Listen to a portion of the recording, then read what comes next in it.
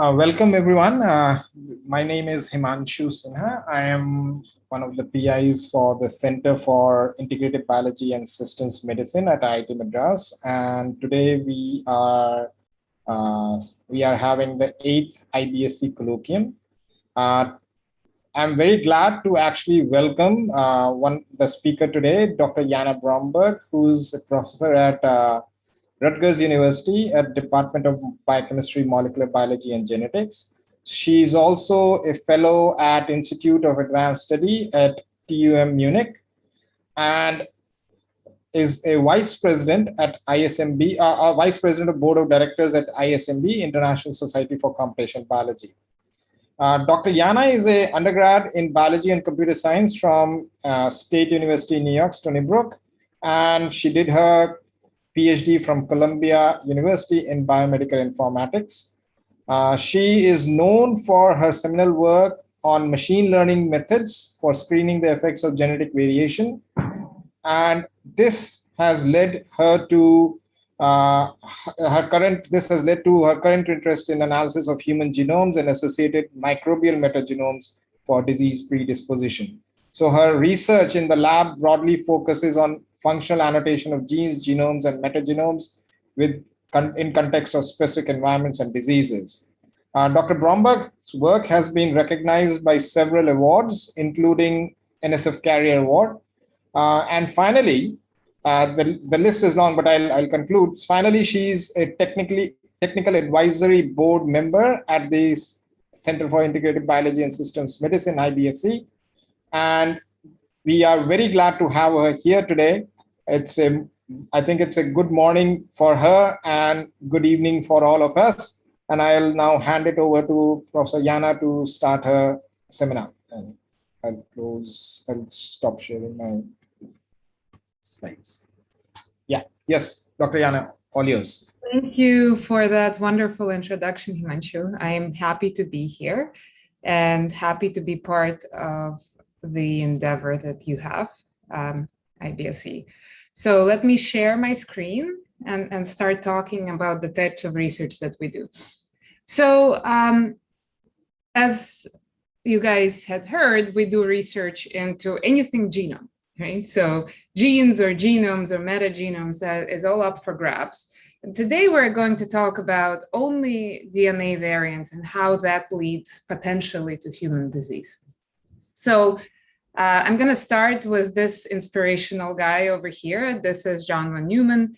He's a Hungarian-American mathematician who had a really large impact on math, but also on a whole bunch of other fields, including computer science and biology to a certain extent. And this guy had given a series of lectures, but one of them I'm particularly interested in is this lecture on probabilistic logics and synthesis of reliable organisms from unreliable components. And that I find very inspiring, right? So we people are very much reliable as organisms, right? So not as individual people, but as your entire body, your body is fairly reliable, right? So you go through life and you don't hopefully have very major issues with what's going on, but the components that you're made out of are actually fairly unreliable, right? So any individual piece of your body on a minor scale to a major scale is not necessarily very reliable. So that's an interesting thing, right? So you can generate reliable organisms from unreliable components. Now, von Neumann didn't actually talk about necessarily biological systems, although he talked about those as well. But his point here was really about more things that we can synthesize, that we can make as people. But I want to talk about the biology of this. And so before I do, I just want to cite one thing that he had mentioned in his lecture, is that in his work, error is viewed not as an extraneous and misdirected or misdirecting accident, but as an essential part of the process under consideration. So if you think about life on our planet, error is an essential part. This is the thing that allows for evolution, that allows us to accommodate all of these environmental changes that may make us less fit. And of course, I mean, obviously getting to the human form is also a product of evolution. So when we talk about all the things that humans are, we need to consider the fact that error, that is genetic error, is not a problem, right? It's not an accident, but rather a part of the process. So we need to model it as such. So I'm going to start with a very quick introduction to the things that I'm going to talk about. And I'm sorry if that's something that you guys already know, but there are many types of variants, right? So if you look at the human genome, you could have any number of variants.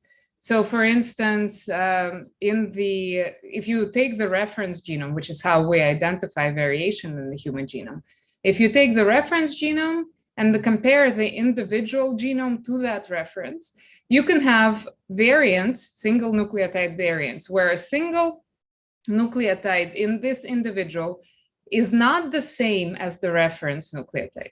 We could also have deletions where pieces are deleted in the individual, insertions where pieces of the genome are inserted in the individual, tandem duplication, interspersed duplication, as the terms are very clear. I'm not going to go into the details here, but then inversions, translocations, and copy number variants. And all of these, of course, are really important in order to understand how our genome functions, right? But the vast majority of individual events, so the vast majority of mutations in the human genome, are actually accounted for by single nucleotide variants. Now, single nucleotide variants, or SNVs, are actually an interesting thing, right? So if you have a reference and an SNV in an individual, it doesn't necessarily mean that this particular nucleotide is different across a set of individuals. In fact, most individual SNVs are common in the population. So human genomes vary actually very little. So if I were to take an individual 2, an individual 6, an individual 12, I would assume that their variants here are common because they occur in all of these individuals. On the other hand, the variant in individual 1 is rare because it doesn't occur anywhere else. Now, this is, of course, an exaggeration, and you could have rare variants that are going to occur in more than one individual, but there is a fair share that occur in one individual. So in general, what we observe is that common variants are by definition more common. So if you look at any individual, it's very likely that this person has a lot more common variants than rare variants. In fact, if I were to compare any pair of genomes of any pair of individuals, they're going to be more than 99.9% identical. But we know that there is, even though there is so little difference between individual genomes, there is this wide variety of people out there, right? So of course, I'm using the easiest thing to visualize. What you see is the difference in ethnicities and phenotypes that are ethnically determined, but you could also imagine that every individual population has a variety. And I'm sure that if I asked you to look around, you would see people who are different from you. But you are 99.9% identical genetically. So that means that that difference is sufficient to get wide human variety. And so what the Bromberg lab is interested in is how do we identify variants that are responsible for human differences. Now, I'm going to narrow it down a little more. We are particularly interested in the variants that affect the coding regions of the DNA, right? And that's a different story than looking at everything that we have. So remember, if you have the entire genome and you take a single chromosome, then you will see that within this chromosome, you can have a gene, and they will be separated by a really large intergenic region. In fact, if we look at the total number of nucleotides in the human genome, we see that 52% of them fall into these repetitive regions. 40% are introns between genes. We have about 8% of miscellaneous sequence otherwise. And then some conserved non-coding elements, including regulatory elements. And then only 1.5% of the entire genome are protein coding genes. And it turns out that if we only look at 1.5% of the genome, we have only about 20,000 coding single nucleotide variants per person. And that appeals to me because we can actually do something with this amount of data per individual, rather than looking at the millions of variants that people carry around without any solid evidence for their effect or no effect, which may be causing the people's differences and particularly may be responsible for disease. So just to give you a little bit of a feel for what these 20,000 variants are, 10,000, about 10,000 of these are non-synonymous variants. That is, if you have a variant, you're going to have a changed protein sequence. Another 10,000 or so are synonymous, which means the variant exists on a genetic level, but does not exist in the protein sequence, right? And about 100 to 200 of these are nonsense stop-loss or stop-gain mutations. Now, stop-loss and stop-gain mutations are the ones that are most often suspected of being responsible for whatever phenotype we're observing, usually a negative phenotype, right? A bad phenotype. So why is that? Well, as the name for these variants implies, these are actually responsible for cutting the protein or for including extraneous material into the resulting protein, right? So we either get a stop loss or stop gain. But what's curious about this is that out of about 22,000 genes that we have, about 100 to 200 of these in every individual are affected by these stop loss or stop gain mutations, which if you make the assumption that these are deleterious variants, that means that we're walking around with about 1% of our genome or our genes and proteins being really disrupted, functionally inefficient or not even present because of this set of variants. And this is going back to von Neumann's statement about this error that we have to take into account when modeling organisms. So we have this subset of genes that have a problem. Any single one of us does, yet we walk around and we're okay. So this is as much as I'm going to say about the nonsense variants, because generally they're just assumed to be loss of function mutations.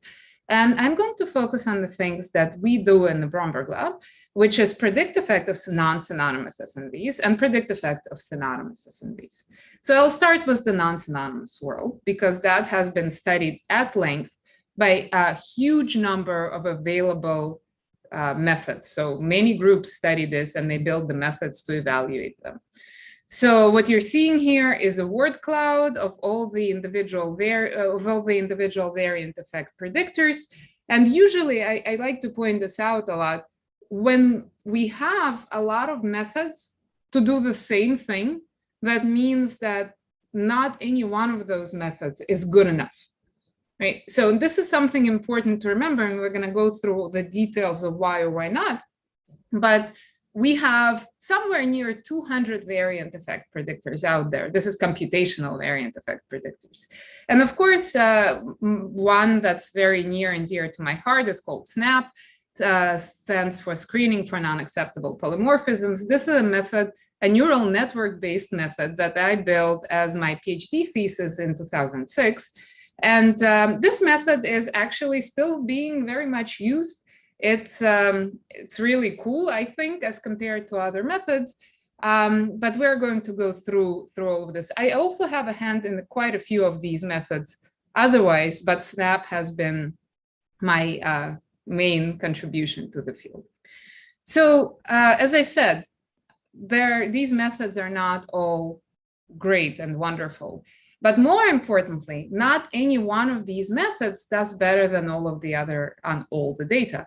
So what you see here, for instance, is an extraction from the Polyphen 2 manuscript in 2010, where they had compared the performance of their methods in green to the methods that were available at the time, or the popular methods at the time, SIFT and SNAP and SNPs 3D. And what you see over here in this ROC curve is that the green curve is above everybody else, which means that the area under this curve is actually higher than the area under everybody else's curve. And that means that Polyphen outperforms all the other methods. So then in 2015, we had published a paper that basically said, well, you know what, we have SNAP, the new version of SNAP in blue, the old versions of SNAP in light blue, and then there is this Polyphen 2 in orange and SIFT in green. And what you see here is that we are doing better than them, which is actually in contradiction to what this particular image shows, the previous image that I showed you. And then in 2014, actually, I guess the time order wrong. There was a manuscript on CAD, which is a method you guys may have heard of as well. And what you see here is that CAD, the thing in black, the method in black over here, actually outperforms everybody else as well. So how can that be? How can all methods outperform all others in evaluation? Now, the simple answer to this is that all of these methods are actually predicting different things. So when I talk about the effect of a mutation, I could be talking about that mutant causing a disease, so that would be pathogenicity. I could be talking about the mutant disrupting protein functionality, or I could be talking about the fitness of the organism as compared to not having the variant, right? So these three things are quite related. Obviously, mutations that cause severe disease are going to contribute a lot to decreased fitness, right?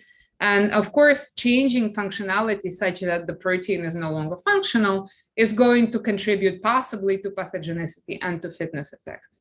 So in the end, these three are very overlapping, but they're not identical. In fact, if you, as I said in the beginning of this lecture, look around, what you're seeing is quite different people.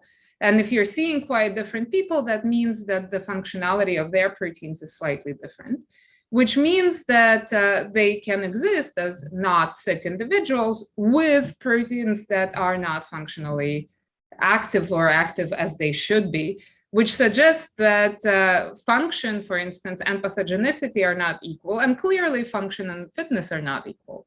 And while purely pathogenic variants that cause early on disease, right, are going to be decreasing fitness, it doesn't necessarily mean that a disease that comes later in life is going to decrease fitness evolutionarily. So these are important points, right? And one really important point, underlying all of the stuff that I had talked about up until now, is that actually for each of these evaluations, in order to train a machine learning network, which all of these are, is, a machine learning tool, which all of these are, you're going to need to collect a lot of data, right? And data that you're collecting is going to come from very different mechanisms, right? So experimental mechanisms that produce data are going to be very different for each of these questions. So I'll give you an example. Let's say you wanted to build a method for predicting whether a person is healthy, the red distribution over here, or has heart disease, the blue distribution, on the basis of whether they have high blood pressure. That's an interesting question. And there's only one feature that you're actually looking at here, this blood pressure feature. Now, if you wanted to do that, you would have to look at the entire population of people. So that yellow line, this yellow distribution of people across the blood pressure spectrum over here is going to be the current population in whatever group of people you're looking at. But you know, for instance, that for this group of people, there is this type of distribution of blood pressures in your training data.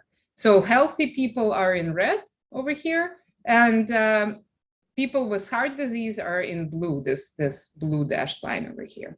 In that case, you can describe the probability of X as being a healthy person, right? Is the probability of the blood pressure X, given that the person is healthy, the probability of blood pressure X given that the person is sick, right?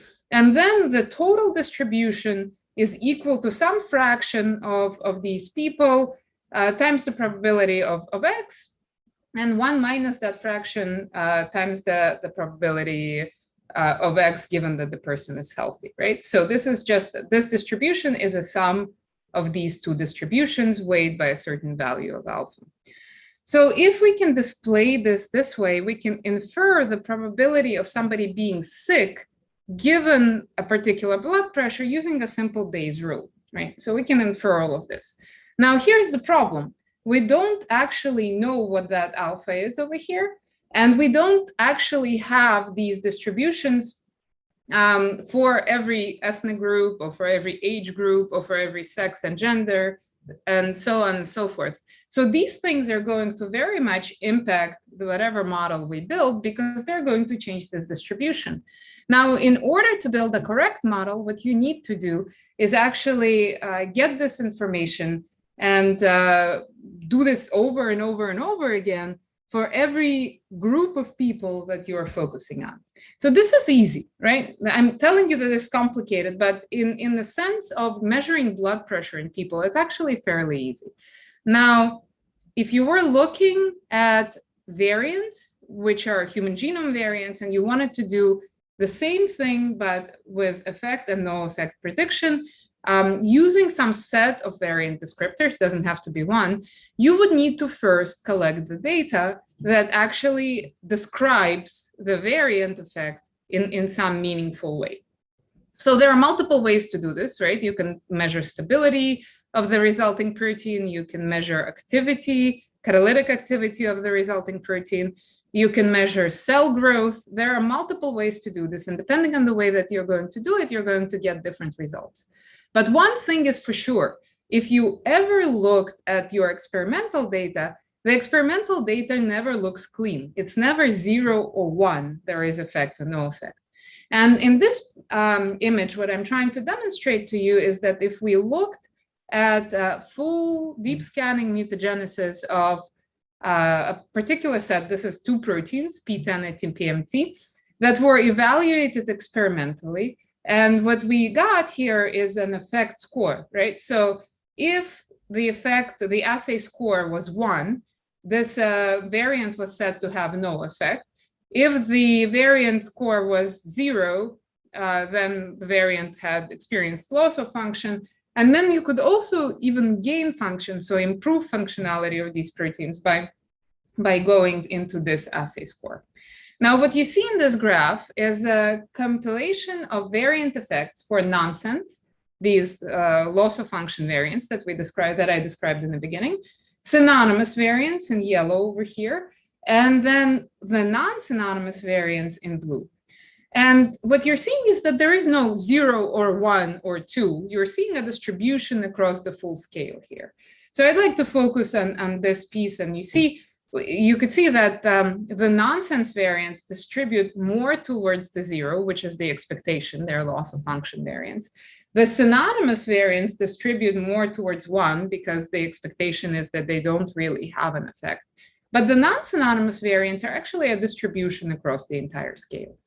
And actually, if I asked you which of the variants, what is the score that tells me that there is an effect of this variant or no effect of this variant, you wouldn't be able to tell me because they distribute really well across the entire scale. So what we had done is we made some assumptions. So we said that anything that is nonsense-like likely has an effect, and anything that is synonymous-like likely doesn't have an effect. So what we can do is we can fit a line through here, we can fit a regression or distribution through here, and then we could see that the non-synonymous variants over here in blue actually are following this bimodal distribution driven by nonsense-like and synonymous-like variation. So the nonsense-like variation is in solid red, the synonymous-like is in dashed red, and what you can do is you can choose a cutoff of 0.4, where the likelihood of the non-synonymous variant being more nonsense-like than synonymous-like is actually higher, right? So anything below 0.4 we would assume is a problem, and anything above 0.4 we would assume is actually no effect. But as you can see, there's clearly some variants that are nonsense-like, right? Which would be to the right of 0.4 and the other way around. Okay, so this is a sort of assumption about the effect. Now, if I choose any other cutoff, obviously the method that I'm going to be training is going to be different, right? So what would we do in order to avoid this situation? Well, ideally, the prediction scores could reflect effect size. And what you're looking at here is actually 1 minus the assay score. So the cutoff is above 0.6 for something that is effect. and below 0.6 for something that is no effect. And what you have here along the x-axis is the SNAP score, where anything above 0.5 is predicted to be effect, and anything below 0.5 is predicted to be no effect. And what you see here is that there is a correlation between the prediction of effect and the actual effect, but the correlation is sort of washed out by all the noise. So what we wanted to do is see if there is any other way to describe this, and in fact there was. So what we see here is that the neutral, the mild, and the severe distributions actually vary between the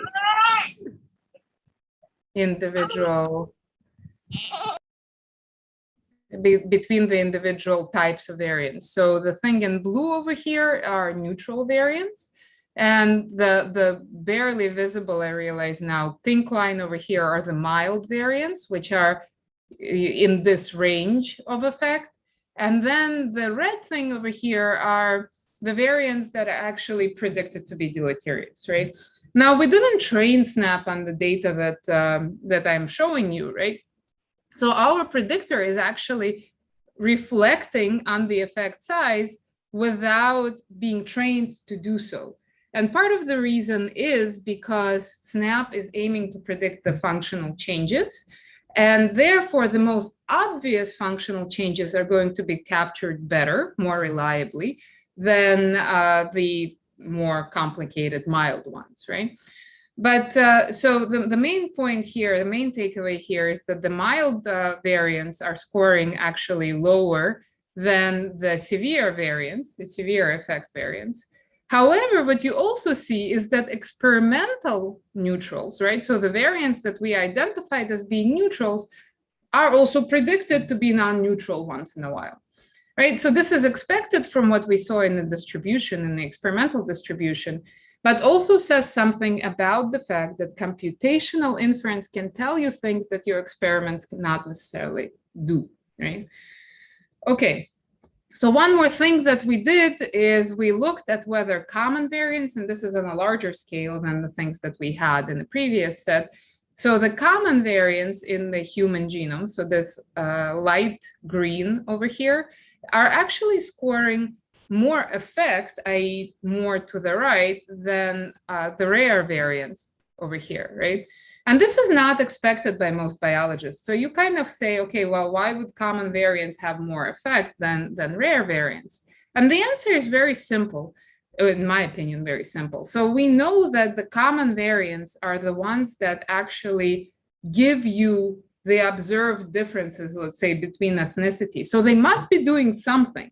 They're not necessarily causing disease, although common variants are often involved in pathogenicity pathways or used as indicators of pathogenicity.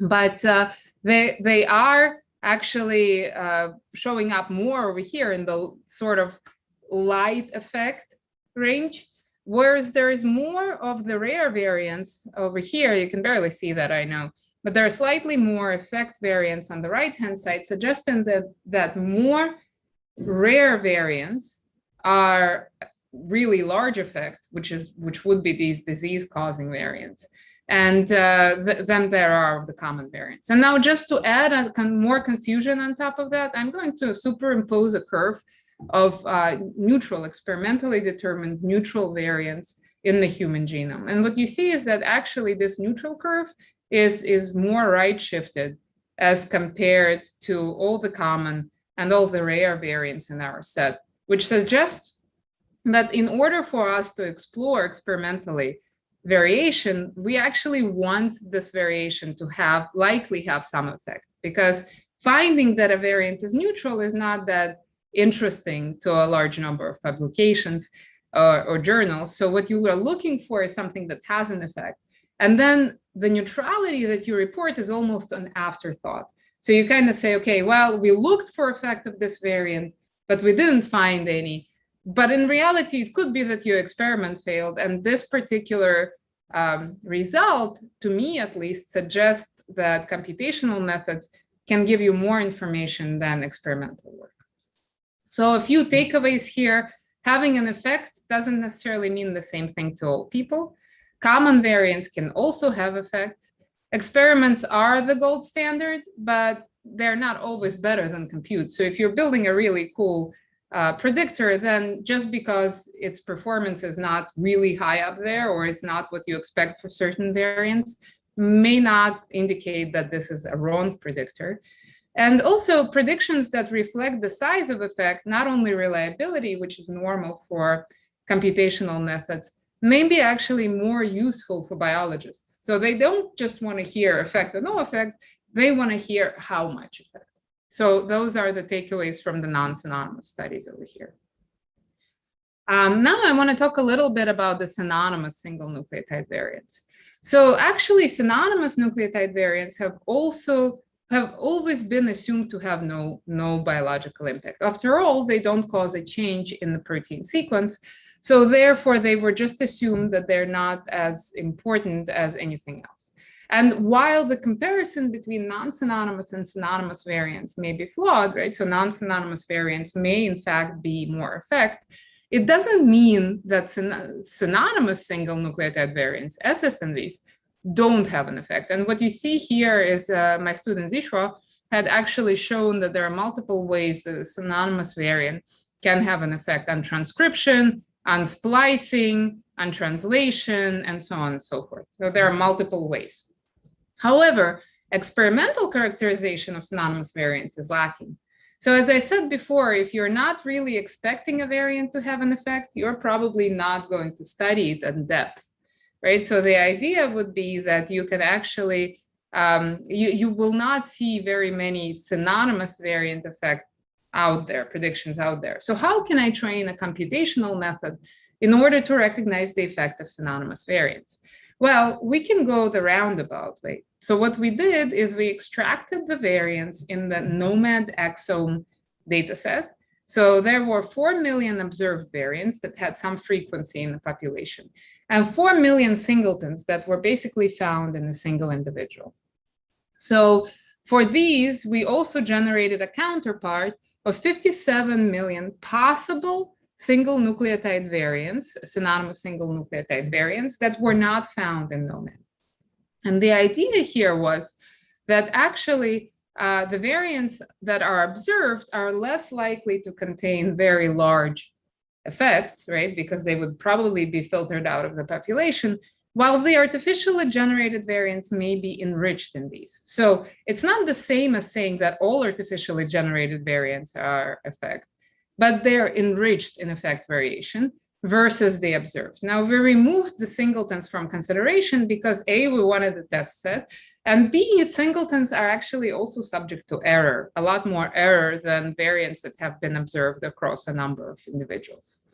And so the first thing that we did is we described all of these variants in terms of about 50 or so features of codon bias, of the actual mutant substitution, right? So we described all of these variants and those features. And the first thing we wanted to do is figure out how well do these features describe our variants. And the first thing that we did is we trained a positive unlabeled model using a learning model, using gradient boosting. And basically what we did is we said, okay, we have a set of observed variants that we had described using these features and a set of generated variants that we described using these features.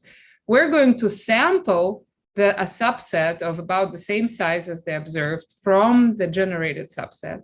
And then we're going to train a model to recognize the observed in the generated set.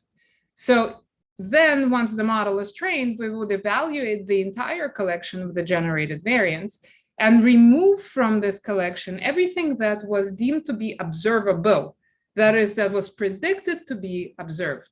And we would add that collection to a set of variants that have not yet been seen, with the assumption that our feature space can actually describe these variants. So we're going to keep them for future analysis. Then we would do this consistently. So we would continue to PUL with this newly reduced data set of generated variants, again, comparing to the observed.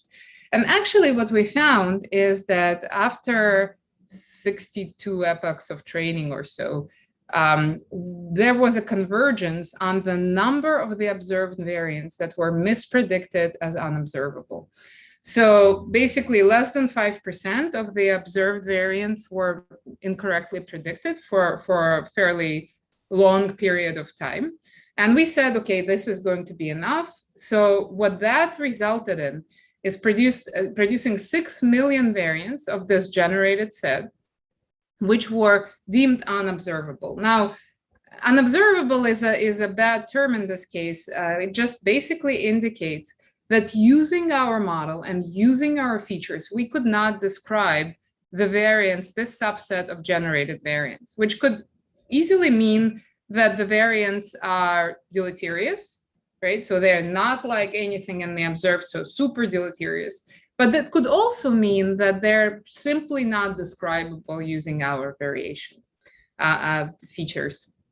Okay, so then what we did is we said, okay, we're going to take the 51 million variants that have been in our not seen set and the 4 million observed variants, and now train a model to differentiate observed versus not seen. Now, this is not the goal that we're aiming for. We know which variants are observed and which ones are not seen.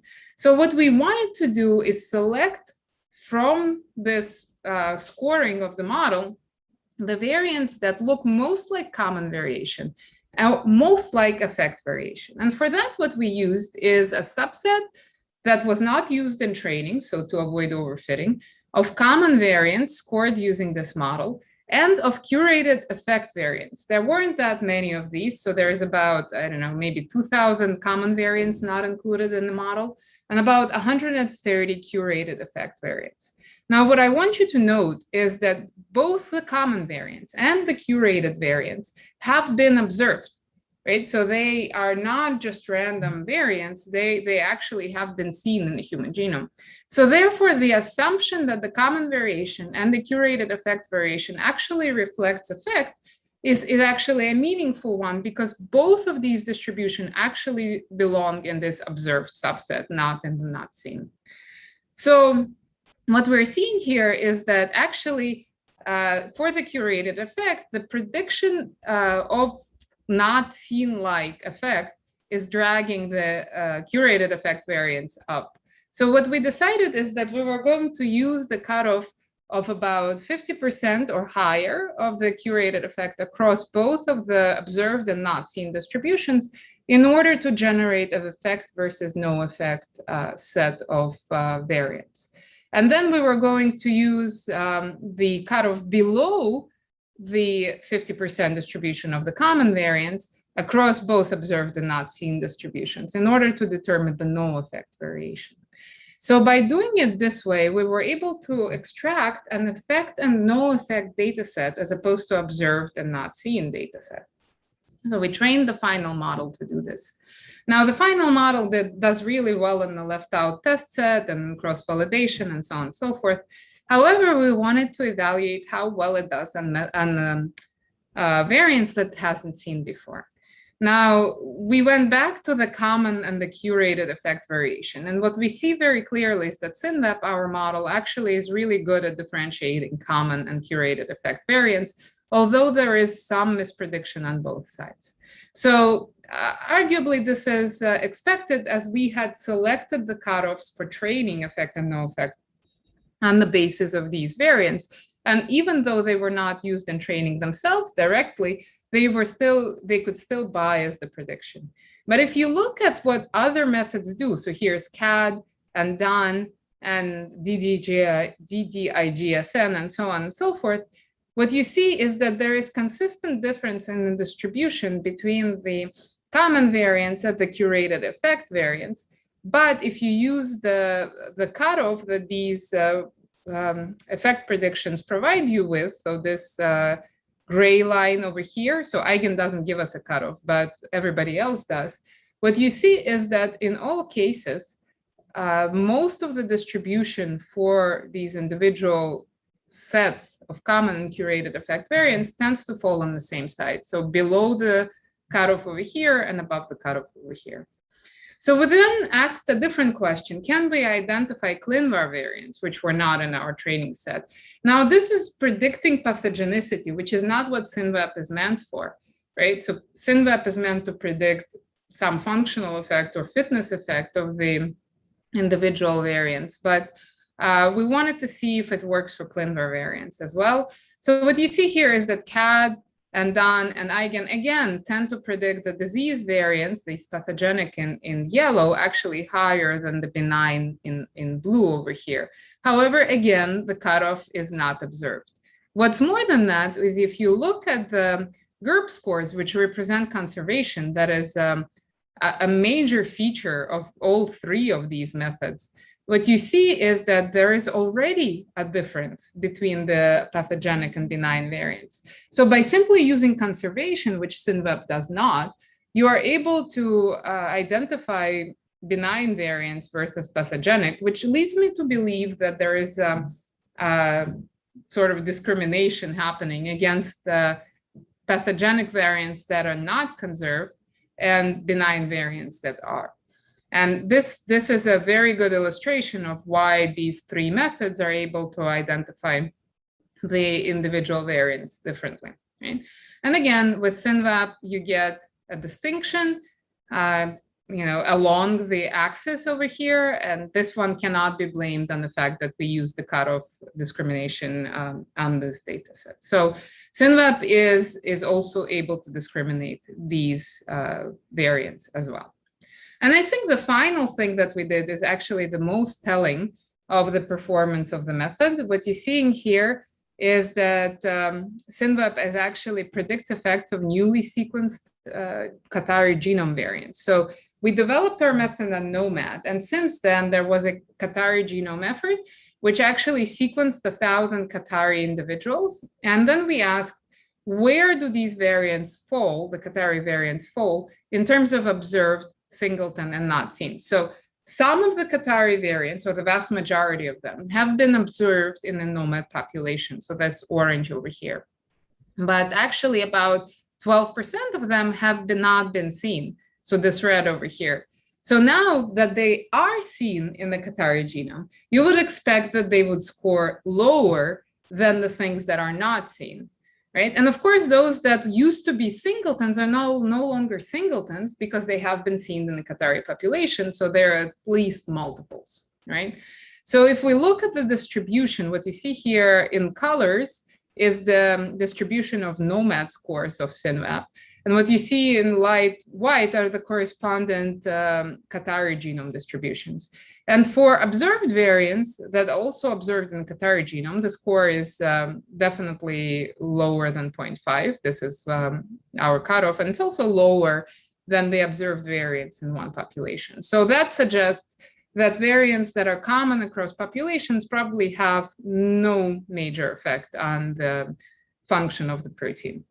On the other hand, really curiously, if you look at the singletons, which were singletons in the Nomad population, but are no longer singletons because they're seen in the Qatari genome, they are all scored really low. They're scored at 0.25, right? So indicating this idea that non-singletons, new non-singletons would still be classified as observed by our analysis.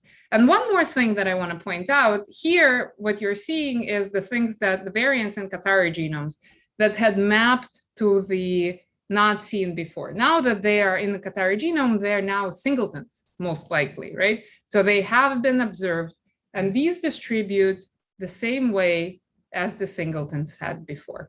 So this is actually a very good manifestation of what happens if you use data that you haven't seen in testing. So the takeaways: synonymous variants can have an effect. PUL, positive unlabeled learning, can help describe feature or method limitations. And getting creative with existing data can provide you for both training and testing needs, even if you don't have actual experimental data. And some conclusions for us is that common variants may not be neutral, but they may be neutral enough. And once a variant is seen in an unrelated population, it is no longer not seen. So therefore, the expectation is that it's going to have the same type of effect as the seen variants of the previous population.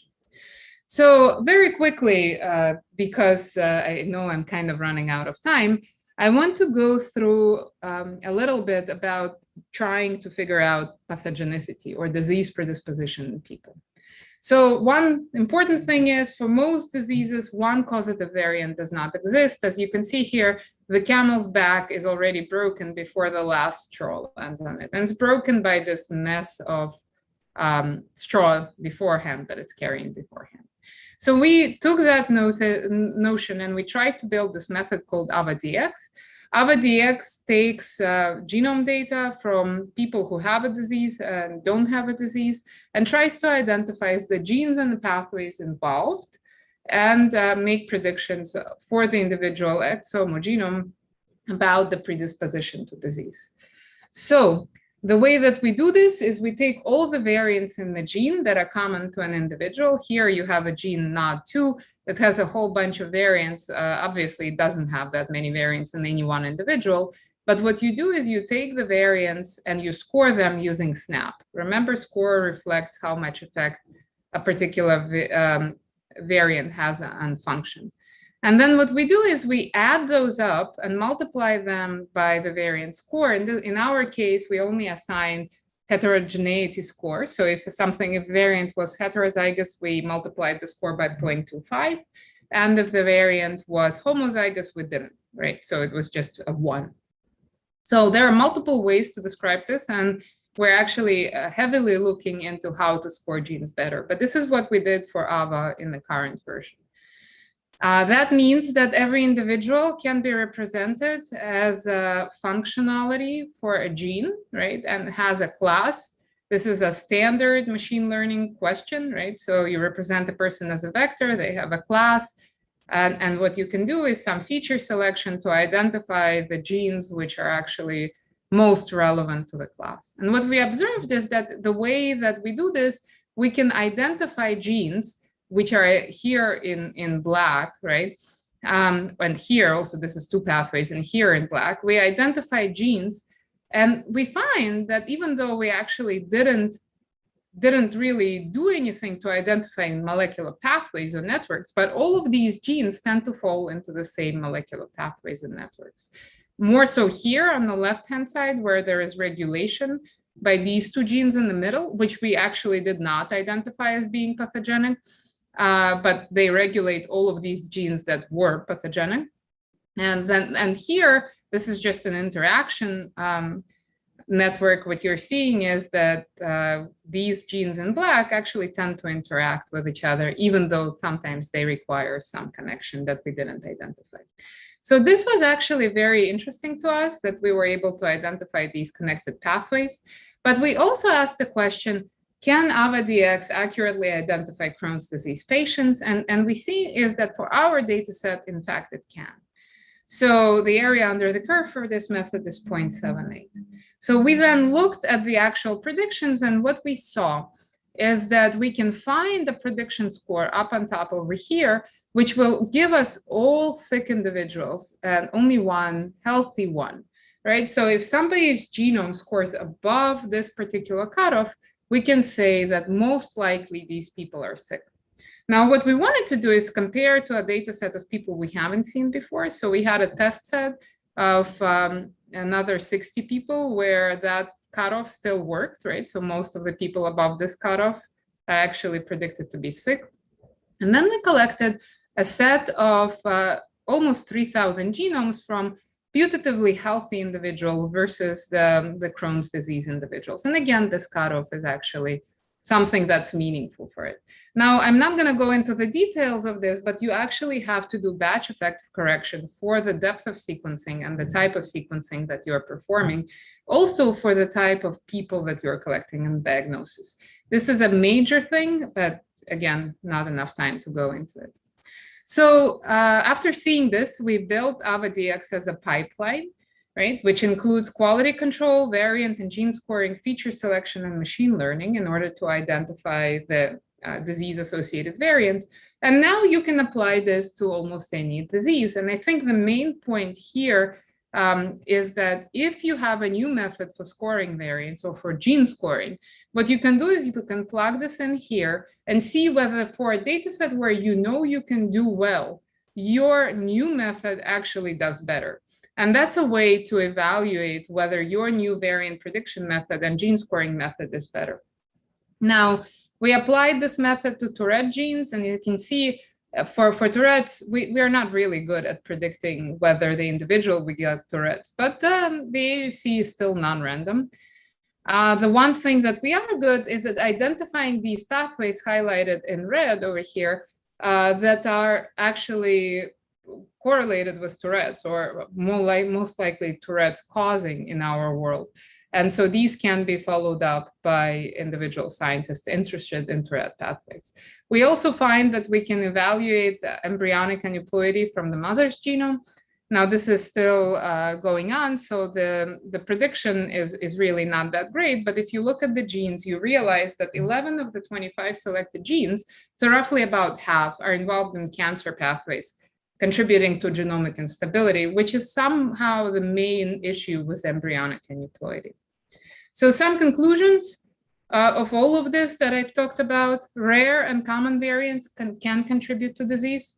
Variant effect prediction is still a growing field, and it also doesn't have to be human variants. So as I said, I do work with microbes, so this is very interesting as well. Disease pathways are consistent across patients, but you have to take care of the batch effects. This is the piece that I didn't talk about either.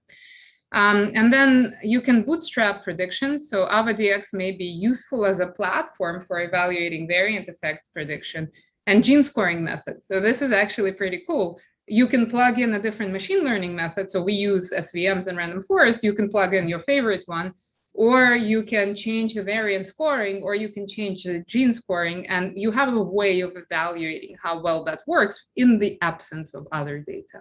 Now, of course, I want to say that the environment variable is missing here. So there is microbiome stuff that could be added in, environmental exposure, and so on and so forth. But because this is machine learning, all of this can be included as a feature or a feature set.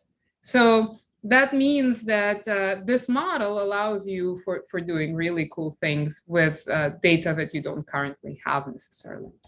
So I, of course, don't do any of this work. My students do, and my postdocs do. So this is a really great team. So I want to thank them for all the work that they had put in, the funders, and of course, thank you for listening. Ah, thanks. That was a wonderful talk. I already have so many questions, but I think I'll I'll go over the some of the questions that were raised by various students. Okay. So Abhishek Bhattacharya, like I'm just reading from the chat window. If we use conditional probability in denominator, is there a chance that noise, say, suppose some people don't have heart disease, may be classified or may enter data? Or so what he's asking essentially is, how do you handle noise in terms of classification being misclassified, right? Somebody saying that I have low blood pressure, but then they can have heart disease and vice versa. So is there a way that you are dealing with the noise in the data, or you're not taking that into account at all?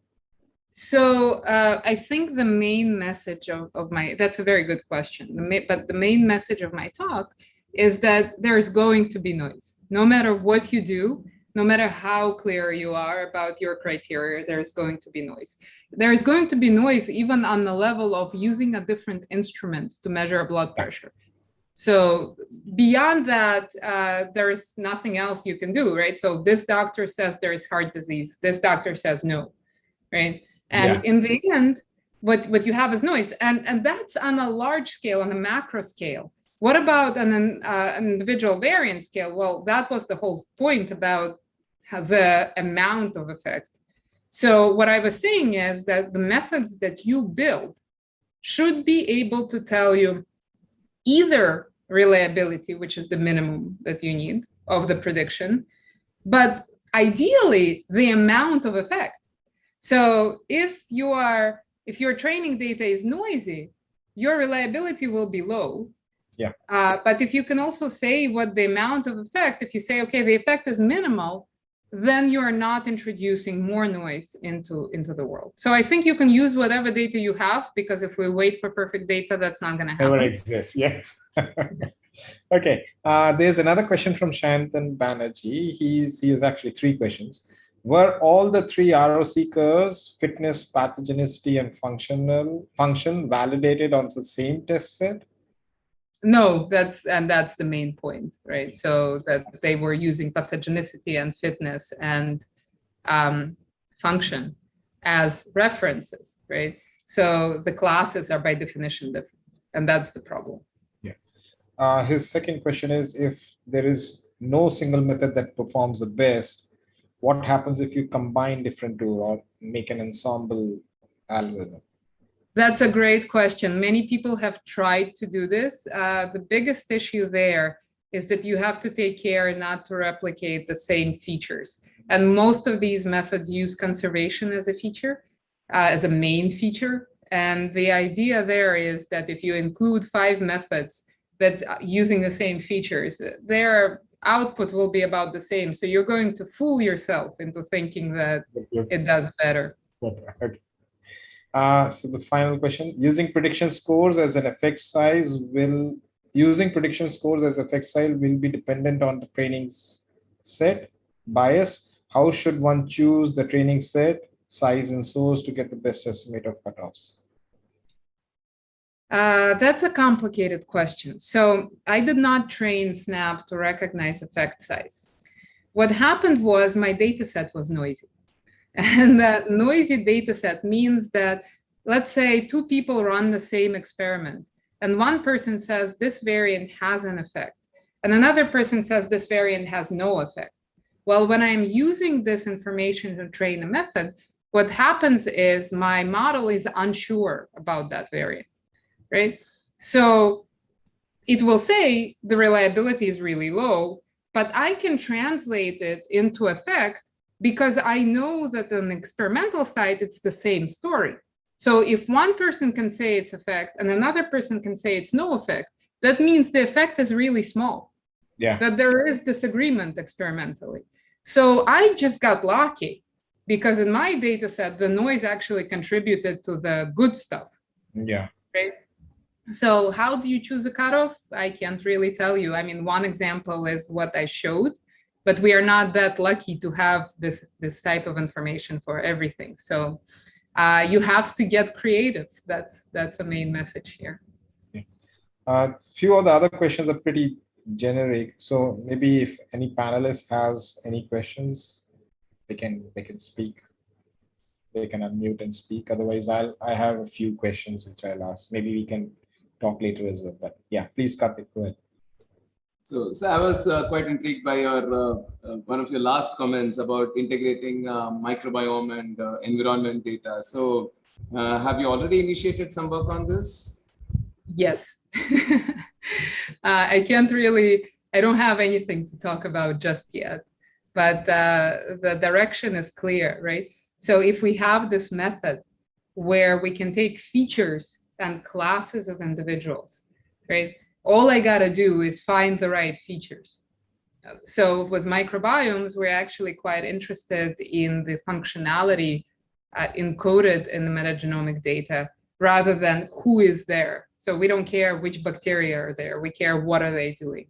And you can imagine lengthening the vector of an individual where you have the genome and the microbiome data, functional data, right? And then you have a class. Now, I'm not lucky enough to have enough data to train a model like this. So we're still kind of working out the kinks of this thing, of how to reduce the length of the vector, because there are some data sets. So for instance, Curtis Huttenhauer his group had recently published a data set of microbiome and genome data from Crohn's disease patients, which is just like down the line from what I've been doing.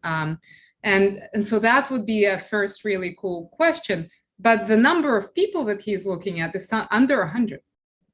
So you have to reduce the vector size in order to be able to train a model that is going to tell you something about the class if it's going to be supervised learning.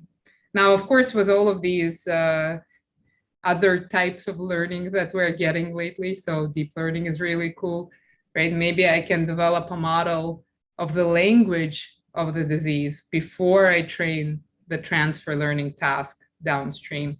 But this is way beyond anything that I currently have, so I can't really tell you anything else.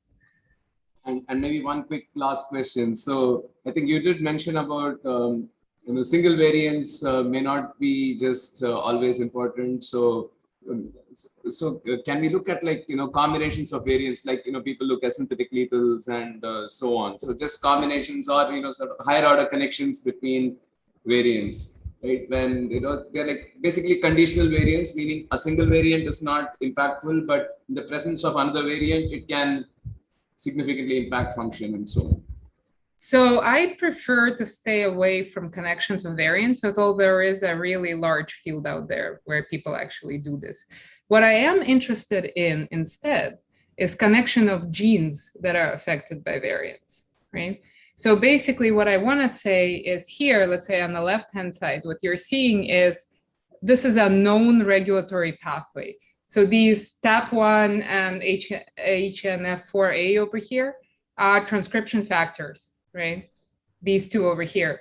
I have not identified them as being important to Crohn's disease. But what I find is that all of these other genes whose names are in black have been identified by our method, right? So of this entire set, only the transcription factors themselves and these couple of genes over here have not been identified as meaningful, right? And there are many reasons for why these may not have been identified, but probably this reason for the transcription factors is that if you mutate them, you're probably getting an embryonic lethal.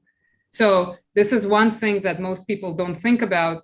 The really bad variants, you don't see them. So the disease variation is actually not too bad, because the really bad ones have died before they were born or have aborted, right, before they were born. So the idea here is that I probably don't see variation in the transcription factors, because if I mutated that, I would not have a live person. But I have a whole collection of connected genes, of genes that are important, right, that have variants across these individuals. So this is not in one person, this is across all the individuals, right? And so that, to me, the fact that they interact or are regulated by the same factors actually suggests to me that there is a pathway that gets broken down in Crohn's disease. So that's an important sort of finding in that sense. Does that answer your question? Yep. Thanks a lot. Yeah. Hi. So that's a very good segue for my question. My first question was, like, as you said, like these two are the transcription factors, and you really don't find variation in these genes because they are tightly regulating a large number of genes which are contributing to a particular pathway which might be affecting a disease. Now, there is this concept of cryptic genetic variation, right? All these genes are accumulating. So all the genes that are in black are accumulating variation because they can afford to accumulate variation, whereas your transcription factor cannot afford. As you said, they might get ported or are like sort of lethal very early on or even after birth, so that you don't really have them in the population. So do you think that when you are talking about neutral variants, and these neutral variants having, as I say, the common variants which are almost neutral, they are common, they are very widely spread throughout the population, but just because in certain population or subpopulations or maybe some small set of individuals, the other factors which you mentioned at the end, that the environment is not something that you're considering right now, that plays a role in determining whether these transcription factors would be properly able to manage the variation that is existing in the pathway, and therefore now when that is not happening, these common variants can start showing an effect. So that's essentially what CGV means, right? They're cryptic till the point they are not cryptic. Yeah, that's a great question. There are so many ways that you can take this, right? So that's a very good point, the cryptic variants that are only active in particular populations, right? So the idea is, and that's why I like my camel here. Yeah. So you have to accumulate all of this variation, or it could be environmental pressures or whatever else, right? Before that last one thing that all of a sudden says, okay, now we have a problem, right? But you know that the back is broken beforehand. Yeah. Right. So those are important. And of course, looking at the effect of variation across the entire world, where the background is everything, right, is probably not the right way to go. But this is why I took the easy way out of this question, right? My easy way out is to say, I'm not going to talk about pathogenicity. I'm not going to talk about fitness, because I don't know what the rest of the stuff is. What I am going to talk about is functional effect on the individual protein that is affected by this variant, right? So indeed, you could have a situation where a common variant is common over in the entire world, but not in this population. And that would be interesting to evaluate in terms of the surrounding infrastructure for that population, right? So microbiomes or environments. But what I would say, or what SNAP would say, is that this variant has an effect. It doesn't matter that you're not seeing this effect per se, but it does have one, right? So we published a paper in 2013 about neutrality, about neutral variants and how they are not really neutral. And the reality there is that actually we think about variation like this as fuel for evolution. So they make changes on the biochemical level of the organism, right? Which is not visible on a larger scale of the organism. But the moment the environment changes, which is what drives evolution realistically, right? They become really relevant and they become important in driving that, I guess, thing.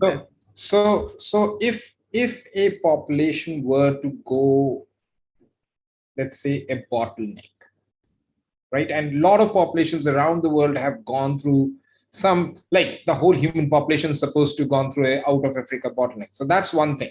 But after that, like after 50,000 years ago, there have been several episodes where populations have gone through bottlenecks. There could be bottlenecks because of the social structure. For example, Ashkenazi Jews have a very specific social structure, or populations in Japan have a very specific structure. So if one looks at those populations, a lot of these neutral variants might be then becoming very pathogenic as well, because they are now absolutely like common across. They're sort of fixed in one sense, right? So what's your comment on that kind of phenomenon where a neutral variant now becomes highly pathogenic across the whole subpopulation that we are considering? Well, so I don't think I'm a believer in individual pathogenic variants. I think that, I mean, yes, for Mendelian disorders, that's clearly the case. But the moment you start talking about two or more genes, the problem of identifying the one pathogenic variants is really clear. Now, so if you take an inbred population, the Ashkenazi Jews are not very inbred, but they are bottlenecked indeed. So are the Japanese. But let's take the Amish population, which is, I don't know, yeah. So that's for those of you that don't know, that's a small population in rural Pennsylvania, where their religion or their way of life puts them back in, I don't know, 18th century, 17th century. I'm not really sure where they are. But the idea is they're not using electricity, for instance, or learning things the way that we learn things. What you see is a lot of these kids born in this population have a sixth finger, right? So that's obviously a very inbred situation. I don't want to draw lines between animals and people, but if you think about really fast horses that are selected for their speed, they tend to have really thin bones of their legs so that the weight is reduced. But because they're fast, they're actually becoming more injured more frequently, right? So the idea is all of these accumulations of pathogenic variants due to inbreeding are actually a problem for a lot of people, right? So Amish is one example. And so, you know, a problem for a lot of, I'm not sure if a sixth finger is a problem, right? So what we define as disease may not be a problem for animals. Let's say we have these cats that are naked cats, right? They have no fur, for instance. In humans, person with no hair has a disease. In animals, that's just a phenotype, right? Yeah. So if you take evolution into perspective, it becomes very complicated to talk about pathogenicity. Yeah, right? okay. And so one final question from myself. If we start sequencing more and more genomes, which is happening across the world, and would you think that the unobservable set of variants that you see would be now observable, or there would be still a subset, apart from the fact that certain variants would be lethal, would there be still a subset of unobservable variants which are not lethal but not sort of present in the world population in one sense? So that's a great question. I've thought about this really for a long time. I can give you my best guess, and so I don't necessarily have the answer on this. So the way that we defined an observable means that we can't classify them using our features. So we can increase the feature space and potentially get the unobservable variants. Obviously, we're mispredicting some of the observed variants as unobservable in our PUL, in our positive unlabeled learning, which suggests that there's going to be some of the unobservables which are actually okay, it's just we can't get them, right? So some error of the method. What you're seeing here, the reason I bring this up is this Qatari population. This is 1,000 people that we've never seen before, right? So we're talking about the nomad population is more or less diverse but balanced, right? The Qatari population is very particular to one ethnic region. And the idea here is very clearly, most of the variants in the Qatari population are actually already observed in the nomad population, right? So that suggests that, again, as I said in the beginning, we're not very different generically, right? Yeah. So whoever else we sequence, I would be hard pressed to see them having more of a difference than this, right? So that's one point. The second point here is of the not seen, right? So this red in the pie chart, it's this red piece. These are new variants in the Qatari genomes, right? That had not been seen in the nomad population, right? So they're fairly, I mean, if you take a step out, it's a fairly large section of the pie. But I believe that as we sequence more and more people, the new sections will reduce and reduce and reduce. So I think that these are still going to be observable, right? But they're not going to be, they will not be have been observed.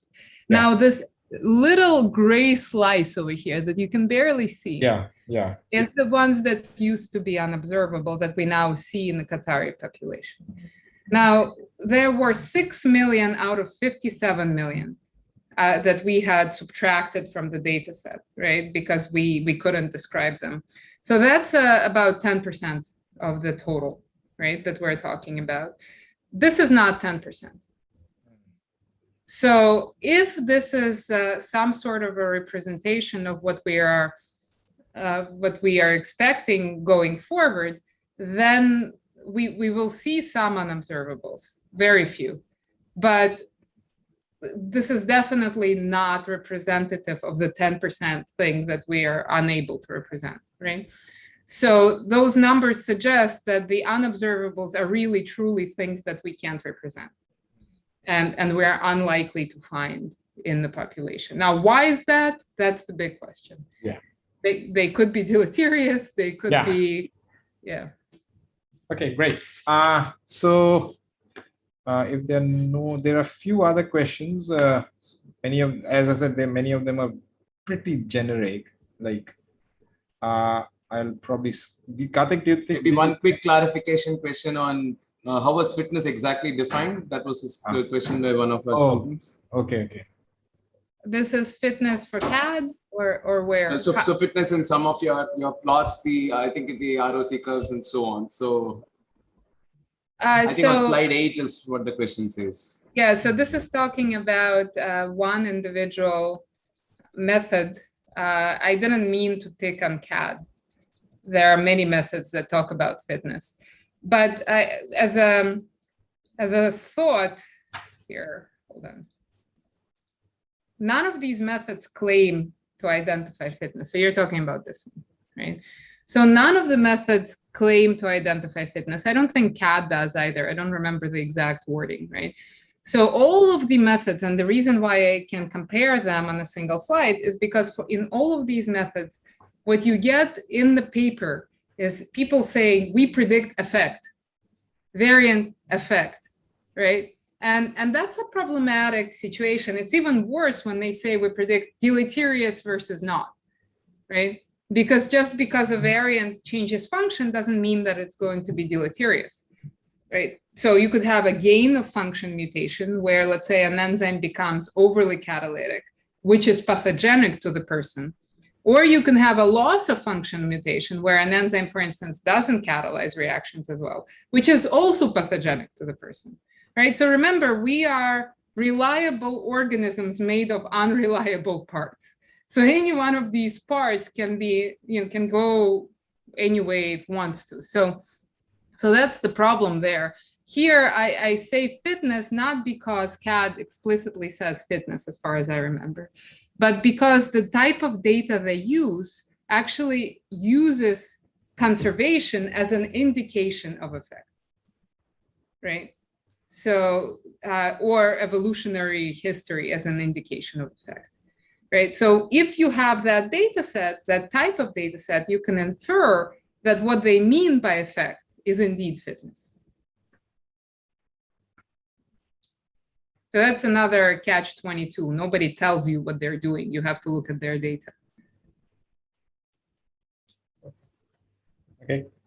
So okay. I think we've held Yana for long enough. Lots of interest, yes. Lots of questions. And there are lots of people thanking you on the Q&A. People are really happy with, we really enjoyed the talk. So thank you again, Himanshu. I am very happy to be here. And thank you, Himanshu, for the invitation. Yeah. Oh, hopefully things would improve and we can invite you in person as well. That would be so let's see. But thanks for a wonderful talk. I think I have a few other questions. Maybe we'll connect over email and we can have a chat later on. But thanks again for a wonderful talk and have a good day.